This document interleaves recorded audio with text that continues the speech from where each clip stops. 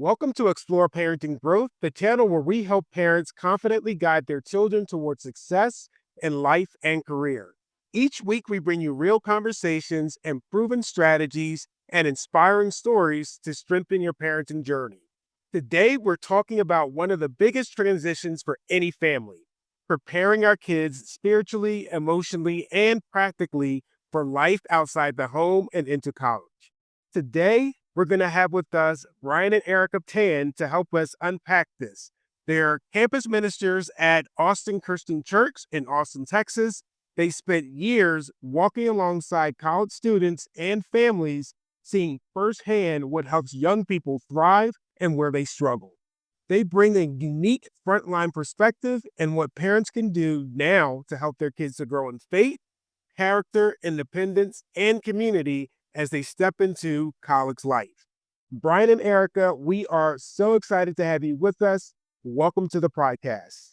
Thank you guys so much for having us. Oh, you are welcome. We are so excited to have you here. And I think I better say, full disclosure, Brian and Erika have helped our son tremendously throughout his 4 years. Well, now this is his fourth year of college at University of Texas. So we are very grateful to both of you. Yes, thank you so much. Appreciate you guys greatly. We're going to jump into our first question, and that's, what do parents often not prepare their kids for and that they should? Well, one of the things that I've seen, and honestly, it kind of blows my mind, but I think it's not that parents don't prepare, but they don't think to. Uh, a lot of the kids that come into college because they've just grown up having their parents take care of a lot of things for them, which makes sense. They're your child, Yeah. Right. but they don't have time management skills. That probably is one of the biggest things because if you know, at college, like you're managing your own schedule. You're managing Yeah. your classes. You're managing the times that if you want to go work out or hang out with friends, you need to be able to set a schedule. I actually had a conversation with one of our students this semester who said that he had never opened his calendar app, which just blew my mind. Like I didn't understand how he got to class on time, how he remembered when he had classes. Um, but it's being able to manage time because also with college, as the semester goes on, things tend to snowball. So if you start Yes. procrastinating, things start getting out of hand, or you start going behind, things get worse and worse as the semester goes on. And we've definitely seen some of our students struggle when it comes to time management. Yeah, I would agree with that because when you think about it, your whole, 12, 13 years of school prior to college, everything is mapped out for you, and there's really no, like, change for that many years, and then if you do sports, I mean, that's built in for you. If you do Right. all of these things, your time is allotted for you already mostly, right? And maybe that varies a little bit once you're maybe driving or doing a little bit of things on your own, but for the most part, things are even if, like, you're not doing well, your teachers are emailing your parents, right? Like, they're not Sure. really putting it on you, so I don't think it's something we necessarily build into training kids because, I mean, so much of it is already set, we don't really have to think about it. I think even as parents, you guys don't really have to think about it as much because, again, it's already set out in a lot of ways. Um, Right. Similarly, though, I would also say, like, budgeting. Uh, but I just man, and I speak from, like, somebody who was a college student and had no idea how to budget, but I think so many students also, again, because so many things are built in for you. When you need something, you ask mom and dad. Right. If you're working, it's usually more to have an allowance maybe and do fun things versus, like, actually having to provide for yourself, and I think what we've noticed is when students are struggling with things like that, it affects all areas of your life. If you're feeling like, "Wait, I don't know where all my money went," or "I didn't realize this cost that much," or "I didn't set this aside, and now I'm panicked about" whatever it is, whether it's rent or org fees or just food and grocery, like, these are things that really even I would say even students who have, like, meal plans in college, like, because you've never thought about budgeting, sometimes students blow their meal plan way too quickly, right? Or whatever it is, like, there's just not this sense of, "Wait, I have to pace this out, and I have to be aware of what I'm spending and what I'm doing, and am I gonna have enough to do the things that I need to do," versus wanting to have enough for all the things I want to do. So I think there's prioritizing your time, but I think also prioritizing the money that you have and how you use it. 'Cause a semester is kinda long, and so if you are not thinking about, "Okay, I have 4 months that I have to provide for myself or divvy up what I've been given," um, even with scholarship monies, right? Like, they they monitor what you're using that for, and if you don't use it wisely, sometimes you're stuck and you have to pay that stuff back, and it's just, we've had instances there where we've had students use the money in ways they weren't supposed to, or just not be keeping track of, "Oh, also I have requirements with my grades and stuff in order to keep that money," and all the things. So I think it's as much as you can training your kids now, "Hey, this is what this looks like when we're not around." If we weren't here, how would you, like, divvy up your day? If you didn't have things a certain way, like, what would you do? If you had this amount of money for a week, what would you do with it? Like, just helping them. And I think even sometimes explaining to them, "This is how much this stuff costs. Like, here's how we budget." Honestly, like, even I think letting them walk alongside you when you're budgeting, 'cause that all parents have to do that. So I think those are the things they're not teaching kids in school, right? And so these are just life skills that you're gonna need for college, but beyond that. Yeah, Yeah. that's great. Yeah. So, my next question is, what kind of letting go do you see parents struggle with the most? And how does that affect the student? Yeah, I feel like one of the things that I mean, we haven't seen it too much recently, but something that I have noticed, because we also spent some time working with youth and family as well. Uh, One of the biggest things was always letting kids make mistakes, right? And I think obviously, like, it's understandable for parents. You don't want to see your kids get hurt. You don't want to see them do things that could mess up their life or their trajectory.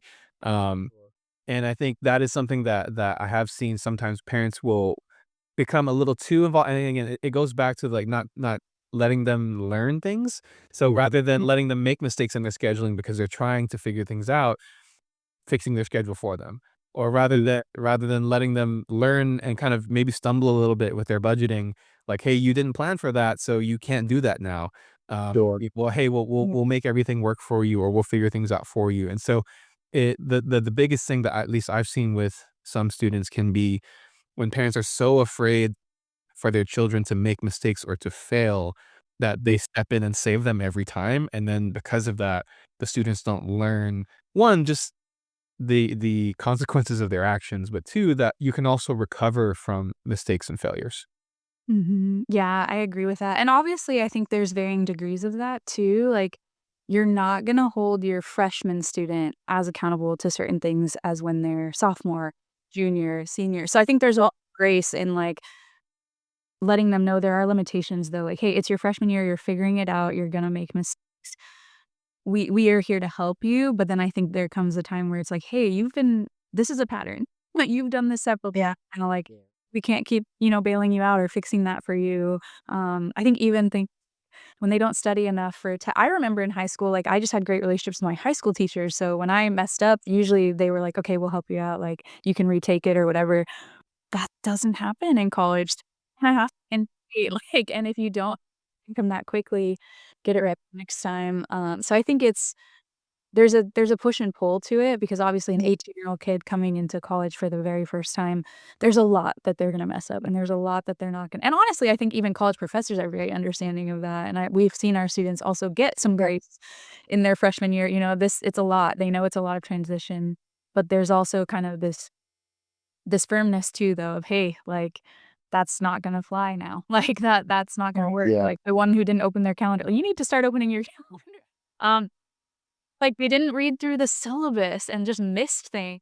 It's like, "Well, you can't go back in time. You missed that assignment, but now what have we learned? You need to read your syllabus, and you need to write down your assignment." Like, I think there's natural and healthy things, and most mistakes are not big life altering, education altering mistakes, and so it's okay for them to stumble a little bit, but I think it's how you also come to them with, "Okay, what did you learn from this?" Like, "Yeah, okay, like, you missed that assignment, but what are you gonna do differently next time? Okay, you didn't get to do that activity because you didn't have enough money. Well, what are you gonna do next time? You're gonna save? You're gonna" all of these things, so I agree. I think they have to be able to make mistakes and also get up from them and know, like, but all these mistakes aren't the end of the world, but now you've learned, and what are you gonna do next year? What are you gonna do next semester? What are you gonna do tomorrow? Yeah. Great bonding opportunities for sure. How can parents best build spiritual maturity before their child leaves home? I think it's also harder as a parent to let go if your child is still living at home with you while they're in college, and we do have situations like that. We've had students who they're in school, but they're still living at home because that's just the best situation or that's what's possible. And I think one thing we would say to that as well is if they're at home, you still have to treat them like almost like they're not. Like, and still has to be incrementally even when they're at home, like, but you're in college now, so I'm not gonna be hounding you about your assignments, and I'm not gonna be checking with you. Yeah. Are you keeping up? Because even students, whether they're in community college or whatever, even if they're at home, it's still the same. College is the same regardless, and the expectations will still be the same. I think they're gonna need to cook some of their own meals and do their own laundry, and maybe if they're working, honestly, it might be smart to be like, "Hey, you gotta give us a little bit of rent." Like, they these are life skills they need to learn, and I think if I were a parent and my child was still at home, I know I would struggle with like, "Oh, but they're still here, and I can just quickly do this for them, or I can help up," but they no, like, they have still made that transition out of high school and into college or into working, and so that was one thing, I wanted to throw in there is I think it can be harder to let go when they're still in your house and they're still with you, Yeah. but there still kinda has to be that transition and kind of maybe gradually, but just setting boundaries and limitations, what you're now gonna help them with or take responsibility for in their life, so yeah. Yeah, that actually, so with the question of like spiritual maturity, helping them to have their own walk with God, I think Mhm. um, it makes me think of, so Proverbs 22 verse 6 says, start children off in the way they should go, and even when they're old, they will not turn from it. And I think even just for me, thinking about my upbringing and my journey, like when my parents became Christians, um, they wanted me obviously to be a Christian as well. They wanted me to study the Bible, all those things.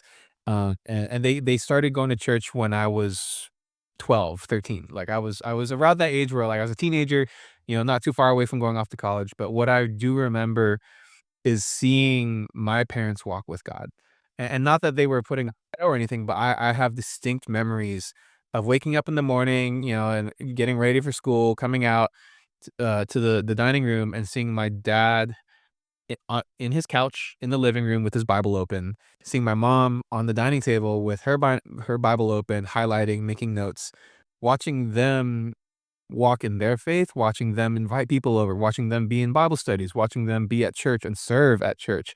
I witnessed my parents walk with God, and that to me was so formative because it made me realize, like, they believe in this. This isn't just something they do on Sunday. This isn't just, for show. Like, they were reading their Bible when no one else was looking. They were Right. praying when no one else was looking. They were actively serving and giving. And so for me, that created this very significant memory and feeling of, wow, this is real.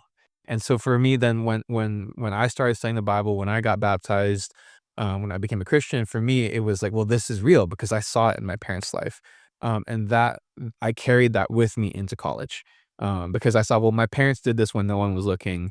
If I made this commitment, I need to be doing this when no one's looking. Like, this is my faith. This is not my parents. And so for me, it was watching the example, not necessarily that they were telling me all the time about it, but they were showing me with their life. I agree with that. I think the other thing that is so funny to me when kids come into our campus ministry is they are so used to being told what to do or sometimes how to think or how to view certain spiritual things, and there's time for that, right? There's a time for milk. Like, when I was a teen, became a follower of Jesus, like, I needed to be taught, I needed to be poured into, I needed my questions answered. But I think there comes a point, like, it's just so funny, we'll sit down with kids and they'll be like, "Oh, I don't know what to do about this situation," and then they're just waiting for you to tell them exactly what to do. Yeah. But that's not spiritual maturity. I think Right. there's humility to spiritual maturity, and they should be seeking mentorship, they should be seeking advice, but have you read the scriptures first? Have you prayed about it? Like, are you doing the critical thinking on your end first? Like, something that parents can help their kids with is, like, when they come to them and they're like, "Hey, I have this situation or have this thing," or whatever, first turning it back to them of, "Well, what do you think you should do? Right. Have you prayed about it? Have you read scriptures on it? Have you studied that out?" Right. Have you asked other people besides me? Because that's also gonna be a huge skill in maturing spiritually. Can you seek out guidance, seek out mentorship? Can you seek out advice? Uh, because you're gonna need that. You don't just always want one voice. Like, we're always telling the kids, we're like, "We're not God. Right. Like, we're not and we're gonna say And hopefully it is wise and helpful advice, but you won't know if you're not reading your scripture and also asking other people as well. Like our church is full of wonderful, spiritual, wise people. Right. Make sure you've got a multitude of counselors, not just us, and everything hinges on what we say to you. Right. Because also you are inevitably going to be in situations where none of us are around. So you have to be able to study these things out for yourself, pray about these things, because that's what also builds discernment and good judgment in them. If they're always waiting for someone to tell them the right thing to do, they don't develop that on their own of, wait, I know the right thing to do, or thought about this, I prayed about this. Oh, now I'm in a situation, but I know what to do. I know what God would call me to. So that's one thing I would add too is they're watching your example, but they also there is something powerful about when even you as their parent are like, well, what do you think? And where are you drawing around there in terms of this situation? Do you have any scriptures on hand? Have you asked anybody if you know, those kinds of things. I think the question, the way you frame the question matters, right? When someone's a small child, asking, "Did you do this?" is more appropriate. But then Right. as they get older, like, "What did you learn? Why?" And, instead of asking, "Did you read your Bible today?" "Hey, what did you learn in your time today?" And so it's the expectation of as they get older, expecting that they will have their own thoughts, expecting that basically you're expecting them to be mature, and Yes. that gives them the opportunity to rise to it. Exactly. Yeah, that leads to our next question. From your perspective in campus ministry, what character traits do you see most in students who thrive spiritually and emotionally? Yeah, I mean, the first thing that came to mind was humility, but I think coupled with that humility is just like brutal honesty and vulnerability. I think the students, for us that we've seen really be resilient, be perseverant in their faith, get deeper and more mature in their faith are the ones who, the good, the bad, the ugly, like they're willing to talk about it. They're willing to share it. We don't have to wait for that. Like they don't wait for us to ask the right question. Like they just, hey, this is what's going on. Wonderful. Because sometimes they'll be like, I don't want to annoy you, and I'm like, no, this is beautiful. Like I love that you are just so willing to tell me what's going on, whether it's been a good week, a bad week, you're struggling, you're doing well, you're wrestling, whatever it is.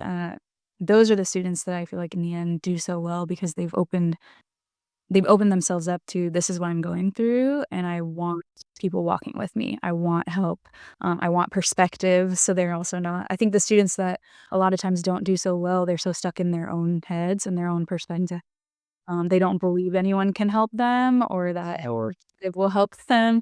Um, and that's just not one how God designed us and our community, but also it's not healthy for us. If you look around at all the mental illness and depression and anxiety, I mean, that all starts with, well, you're just within yourself and you're not letting people shed light in your life. So that's the one thing immediately that I think of is just the open books, the kids that are just like, I'm going to tell you everything and all of it and help me out, Yeah. and not just with us. I think as peers, they also walk with each other, help each other. They're very honest with each other. Um, and they do so much better in that, I think. Yeah, I agree. I think it's desiring to be better more than desiring to look better. Yeah. Yeah. Is it desiring like I hike well, and I will want to actually be better, and if that means just kind of laying everything out there and not necessarily looking the best, that's okay because I know then I'm going to get the help I need to be able to actually be better, versus just kind of putting on the facade.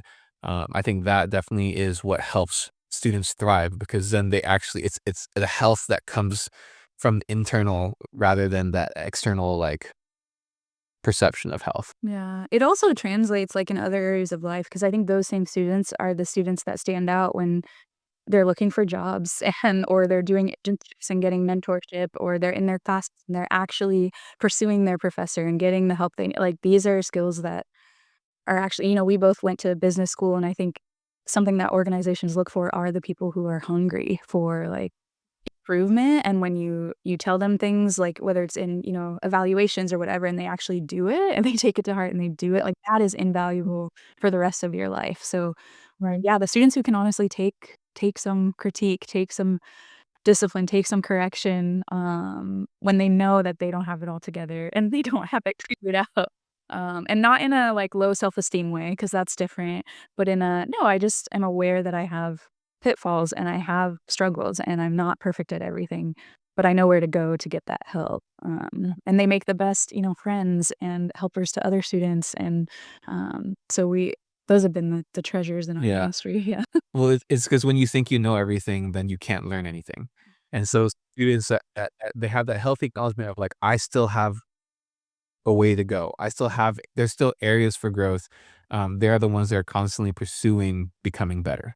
And I think those are the ones that have that heart that will thrive in ministries. That actually segues to my next question. What I'll say spiritual habits and habits in general are most important for students to have before they step onto a college campus? I mean, the basics of, getting time in your Bible, making sure that you're praying. In our ministry, we love it kind of started, I think, maybe a year ago, prayer alarms. So we have an alarm that goes off at 9 a.m., 3 p.m., and then 9 p.m. And enough people in our ministry had that alarm going off where it just became a ministry thing. So at 9 p.m. is always prayer time. And so after, a campus ministry event, like everyone's phone starts going off at 9. It's like, all right, prayer time. Let's stop what we're doing. Let's hold hands and let's pray together. But it's become like a ministry tradition, which is great. But prayer and time in your word is absolutely critical. Making sure that they are plugged into the body is also important. That they have the ability to develop relationships and connect with each other, because no one succeeds on their own. Yeah, and I think what we started off with even I loved that you said time management because that's not just like a general skill. I do think it's actually a spiritual gift as well. Because if you're managing your time poorly, in our experience, the first thing to go is the spiritual parts of your life. Like when you are stressed about an exam because you didn't study enough, or you woke up late and now you're late to class, you missed something you were supposed to be at. Like, I mean, the first thing to get pushed out is that quiet time with God, is that time, is time with the ministry. So many times, and sometimes that's needed. I mean, we do have times where the students are like, I literally am not gonna get through this studying if I come to midweek tonight. And it's like, okay, like, amen, we'll be praying for you. But times, like with good time management, like you don't have to worry about those things. You don't have to worry about the things that fill you spiritually because you're now feeling pressure from all these responsibilities that you just didn't make enough room for. Uh, so I would say I think your time management comment at the beginning was it's a life skill. You got to be able to show up to work on time and manage all the things that are going to be on your plate later in life, but also spiritually, like good discipline with your time means you get all that time with God that you need, and you get that time with God's people that you need. Rest is different from sleep, right? Like rest is if you're talking about Sabbath in a spiritual sense, I'm gonna sit at the feet of Jesus right now, and that's what I'm doing for an extended amount of time, or I'm doing things that feed my soul. Yeah, so that I can have the energy for the rest of the things I'm responsible for. And so I think teaching your kids how to get off their phones for a prolonged amount of time, teaching them how to take a walk, teaching them how to sit in prayer for longer, than maybe 10, 15 minutes, but like really be able to sit and meditate and be quiet and be still. Even just good, eating or exercise, like having regular routines. Like, Yes. I don't know, we've seen that make a big difference in our lives also, because just as ministers, I mean, it's easy for everything to just start piling on, and then we feel like we have no time for ourselves and whatever, but that's not true. Um, yeah, so I would actually that's just a thought I just had right now, but teaching them to take even if it's like when you're in college, you have maybe a half day where you could just rest and Sabbath, do it, take it because you're gonna need it. So teaching them not to hustle all the time, to be Right. also rest and know that God's gonna provide. They're gonna be okay. Yeah, because part of being a Christian is not necessarily doing all the things. It's being able to be present, and I do feel like the time management skill thing is important because, yeah, I did get my quiet time in, but I wasn't present. Like, my mind wasn't there because I was thinking, "I just gotta get through reading a chapter, and I gotta say my quick prayer because that's what I need to do." And I can check it off my list. But that's not actually building spiritual maturity. That's not building a depth and a relationship with God that you would desire in your child, right? And so it's something that if you can maintain and manage your time well, when you set aside time knowing, hey, I have time for this. I've planned it out. I know I have time for this because I know I have my other things I got to do, but I set time aside for that as well. So I can worry about my schoolwork when I set my time for schoolwork. I can worry about, my exams and my projects, or, when I'm going to hang out with my friends because I've budgeted time for that. That frees me up for right now because I've budgeted time to spend time with God, to be fully present with God right now. And I think that is going to be so much better than a rushed, 5-minute devotional, or the verse of the day. But that also then it does snowball too with the semester. If they don't manage their time well in the beginning of the semester, then they'll be behind the ball towards the end of the semester. And that's usually when we see our students struggle the most in their spirituality, is when a pushed assignment there, or a bad exam here. Now they're having to play catch up, and that tends to bleed into all other aspects of their life, especially their spirituality. Yeah, and Right. also, I feel like we've all experienced anxious work environments, anxious and stressed bosses and managers and workers, and nobody wants to be in that. So imagine, even if we took the spiritual part out, imagine the difference you would make in a workplace as a peaceful, centered, balanced person. Like Yeah. somebody who is not coming into work stressed and like already anxious and overwhelmed because man, like I just didn't meet all the deadlines and whatever. And I mean that might have been on you and your time management. Um and I just those are the people that are really valuable even in the working world, is the people who can keep calm, carry on, Yeah. like, "Oh, okay, that didn't go to plan, let's adapt, let's be flexible, let's fix it," without, like, the stress and the over anxiety and Yeah. all of that, so it That's so good. is important to learn it now because yeah, nobody wants to be micromanaged or just have a boss that's so stressful and whatever, and then you translate that to your team, and nobody wants to work in that. Or now there's so many remote jobs. I mean, a lot of our, single professionals in our ministry work remote. We have a guy, who's in our marrieds ministry who oversees people, and he was like, "I would much rather somebody who doesn't need all 8 hours, like, to get the work done. Like, I don't care how long you actually work as long as you get the work done," right? He's like, "I would take that person who only works 5 hours a day but gets everything done well and in time versus the person who actually does stay at work 9, 10 hours but still doesn't manage to get all the things done." Like, that's more stressful. That's not helpful. So, I would say that too. It's not just spiritually, but it's when you're more at peace, it translates to everyone else around you. Yeah. Why don't you share, like, what's one big spiritual challenge you think that you see among college freshmen, and how can families help them prepare mentally and spiritually before we wrap up? Yeah. I think one of the biggest challenges is, like you mentioned at the beginning of the podcast, this is a huge transition, right? Like there's college is just so different from high school. I remember even my experience going, I was a pretty good student.